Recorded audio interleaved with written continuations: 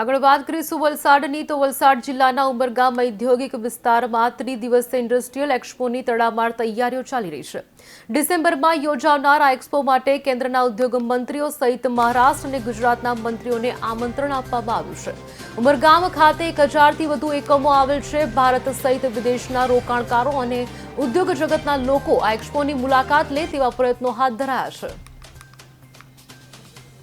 મહત્વનું છે કે આ પ્રકારે વલસાડમાં તડામાર તૈયારીઓ જોવા મળી રહી છે। 3 દિવસીય ઇન્ડસ્ટ્રીયલ એક્સપોની તડામાર તૈયારીઓ હાલ તો જોવા મળી છે। મંત્રીઓ સ્ટેશન દ્વારા આયોજિત ઉમરગાંવ એક્સપો 2024 14, 15, 16 ડિસેમ્બરના રોજ આયોજિત કરવામાં આવ્યો છે, જેના થકી સ્ટેશનરી, ગાર્મેન્ટ, અમરેલા, બીજા બધા એન્જિનિયરિંગ ઉદ્યોગો અહીંયા ખૂબ આગળ વિકસ્યા છે, જેનો નેશનલ અને ઇન્ટરનેશનલ લેવલ પર એનો ખૂબ સારો પ્રચાર થાય અને ઘણા સારા ઉદ્યોગો બીજા હજુ અહીંયા આવે અને પાયાની સુવિધાઓ ઘણી સારી મળે એના ઉદ્દેશીને આ એક્સપો કરવામાં આવી રહ્યો છે।